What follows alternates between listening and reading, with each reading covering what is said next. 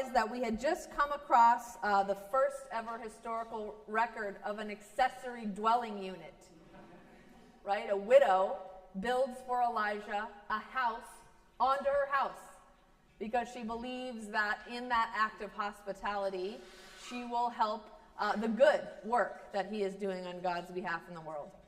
And when that came back around, we planned this series this summer. When I reread this, I thought, I know someone who knows a lot about using what you've got to provide hospitality for do-gooders. And so we invited our own Kate Seacrest, child of the church and also current building coordinator, to share with us a bit this morning.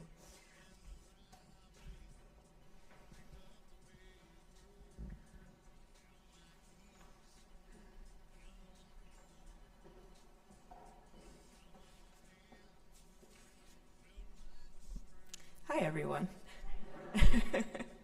So for those of you who have not seen me in person before, my name is Kate, and like Liz said, I work in the office with her, helping to manage church operations and our building sharing program and doing community outreach with the other nonprofits and community groups in the neighborhood. But before that, I was a kid in one of these pews. I was baptized here as a baby and ran all over this place as a kid, and my mom, Mary Seacrest, still bakes the cookies for social time after church. I was hired about 3 years ago to help manage our building sharing program, and that was right after we were officially, actually for real this time, coming out of the COVID pandemic. And our building partners are distinct from our mission partners, which are groups like Family Promise and the Y East Veterans Shelter, and that rather than money or volunteer hours, the resource that we share with them is space in the building itself to do their work. And we've assembled quite the collection of scrappy do-gooders beneath our roof. Currently, 13 nonprofit organizations call our building home. And I'm sure you know the folks that have been with us for a decade or more, the Bach Cantata Choir, who practice and perform here, the Blosser Center for Dyslexia Resources, who tutor children throughout the week, and the Hollywood Farmers Market, here every Saturday, rain or shine.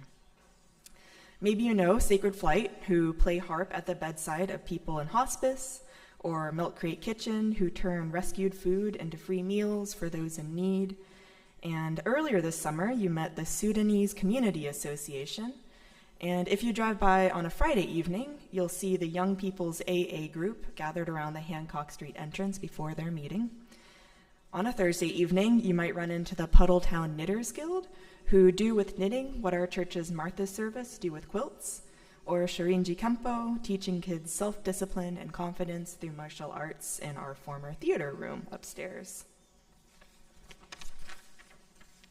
You might not have met the people that are here during the work week. IATSE is the local chapter of the International Labor Union for behind-the-scenes film workers. The Farmers Market Fund matches dollar-for-dollar purchases made at farmers market and farm stands using federal assistance programs. Playwright gives underserved youth tools for healing and self-expression through writing workshops and performances. And Peace in Schools teach mindfulness and meditation techniques as part of public school curriculum, and also host a drop-in guided meditation time for everyone in the building every month, including you. You're all invited. I go every month, and it's wonderful. I highly recommend it. It's a lot of people and hard to keep track of sometimes, but we keep welcoming them because they keep coming, looking for space where they won't be charged an arm and a leg to do a public service, and for community with which to weather the storms of funding and public need and the burnout that threatens when you're giving so much to those around you. And we, Rose City Park, have a far greater capacity to hold them than we realized until they came knocking. Like I said, I started working here right after the pandemic. Things were a bit of a ghost town back then. The building was plastered in signs about social distancing, and all our meetings were still on Zoom. And I'd follow Roberto around, learning about which part of our 100-year-old building was falling apart on that particular day. Meanwhile, there were camps on the streets outside and trash dumped in front of the office door, and except for Sunday mornings, the halls were mostly dark and empty.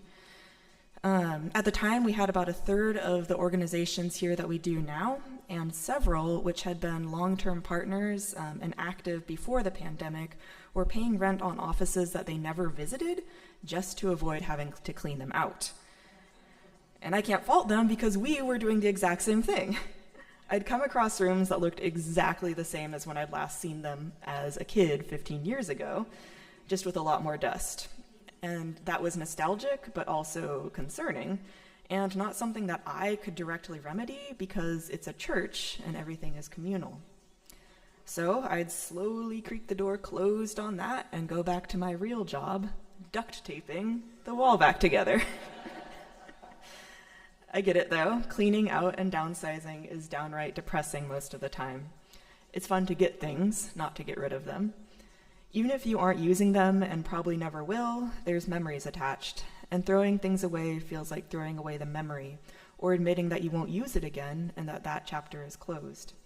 In my personal life, I do not excel at it. So, to everyone here, both committees and individuals that I have endlessly bothered and begged to come sort out rooms full of old decorations and books, and haul away old furniture, or pick up trash and campsite debris, thank you. Truly. I wish I'd done a better job of documenting the before and after process because the change is dramatic. I don't know if you can feel it too, but the building just feels lighter, both physically and psychologically. We've opened up room for people to be active, and you can hear them talking and laughing in the hallways throughout the week now. Maybe not church people, but our neighbors and friends nonetheless. There's energy here and momentum. I will be the first to admit that it comes with nuisance, too. You're trying to have a concert, and the AA group keeps slamming doors downstairs. The building alarm gets set on you by mistake, and you nearly have a heart attack. A room you used to be able to drop in and use whenever is now exploding with people on a Monday morning. We've thrown open the doors to our home, and people are running all over the place. It can be a lot, so why do it? Why let a bunch of secular randos, unions and nonprofits and neighbors celebrating their wedding anniversary or recording their high school student playing cello in the sanctuary for college applications into our space? I'd like to quote now from our 2002 mission study, in which the congregation processed what this church has been, is now, and what we would like to see it be in the future. Every written history of the church includes numerous references to the trials and travails of the management of this edifice over time, with much hand-wringing relayed about what a burdensome task its stewardship can be. That sentiment endures even now. A clear call emerged from our mission study conversations. We need to initiate a serious conversation about the future of our building and to make intentional decisions about its future. Those suggestions for what such a future might entail were varied. Fill it up with tenants to increase the revenue, sell it and move somewhere smaller, tear it down and build something in its place like affordable housing, etc. The message was consistent. Maintaining such a large, aging facility when we no longer need the space is not sustainable. Happily, many of the suggested outcomes already have a precedence in previous chapters of the church's life. I'd like to connect this to a separate part of the mission study about leadership and growth. So to quote again, "The church delights in building relationships between its members, but there was some unease expressed in our conversations about whether the focus of the congregation had become too interior. Why aren't we more focused on our neighbors or connected to them, to our building tenants, to the farmers market, were some of the questions that communicated this feeling. Though our original commitment to fellowship, education, and service have endured, many feel that the congregation has lost touch with its formative disciplines of evangelism and outreach, and that the time is ripe to reinvigorate those aspects of our collective identity. In 5 years, we imagine that Rose City's presence is felt by many in its community, even those who do not worship there on Sundays. The witness of the church is deeply felt and broadly seen due to the dedication of its members and friends to show up for their neighbors, with building partners, at community events, in the streets around our church. Our renewed relationship with the Hollywood Farmers Market is an example of this, though there will be many. A place where we embody the progressive Christian identity so that more of our neighbors can see a new vision of what Christian spirituality can look like. Intellectually curious, environmentally sustainable, committed to equity, inclusion, and justice. After the election last year, I, like most of you, was pretty depressed. For me, it was a profound sense of powerlessness. And everybody kept asking each other in this shell-shocked kind of way, what are we going to do? Part of what got me out of that broken record, the slump of inaction and hopelessness, was not beating my fists against the locked and silent doors of federal government where I could see and feel no results, but coming to work here, digging my heels in here, in my local community, in this building, amongst these people, you, and the building partners, and our neighbors, with whom I do have the power to affect change, witness its direct results, and live into the values that were instilled in me growing up in this very place. What are we going to do? We're going to host the Mother and Child Education Center's new parent workshop in the Fellowship Hall. What are we going to do? We're going to install a sink in our kitchen so that Milk Crate Kitchen can cook thousands of meals for those most vulnerable among us. What are we going to do? We're going to welcome bipartisan town halls with our local representative into our parlor and volunteer at the kids' activity booth at the Farmers Market on Hancock Street, and lend the Celebration Center to a group of Sudanese immigrants and refugees so that they can feel safe to assemble as their full selves, both Sudanese and American. What are we going to do? Earlier this week, Liz and I gathered the building partners together in one room for the first time. We wanted to share our vision of a more connected community with them, and to ask in what ways we can, as this uniquely collected group of helpers, support one another better and serve the well-being of our local community. We also gave them a name, the Hollywood Collective. The first meeting was mostly a get to know you, since many schedules don't often overlap and everyone's got offices in different corners of the building, but there were a few sparks of what it might become. We discussed meeting quarterly for coffee or a potluck to stay in contact, be more aware of what's happening with one another, and look for opportunities to collaborate as they arise.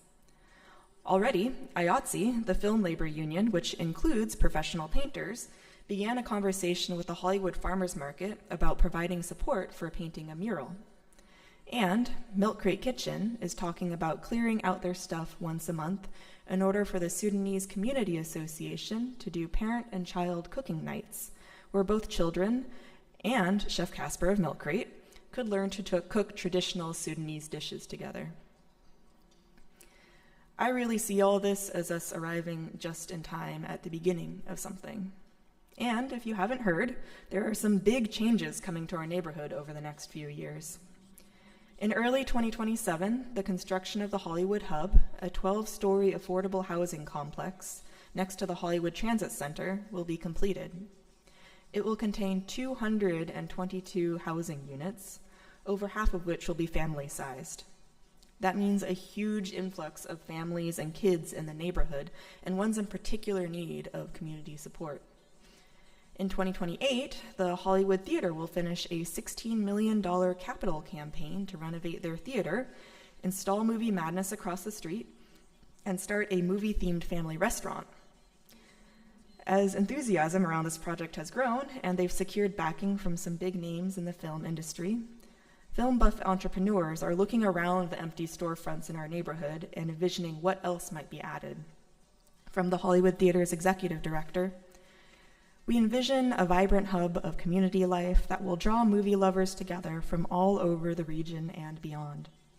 Portland's Hollywood Film District will combine everything a great film experience can offer: rare movie screenings, festivals, gathering spaces for classes, social spaces for movie lovers to connect with one another.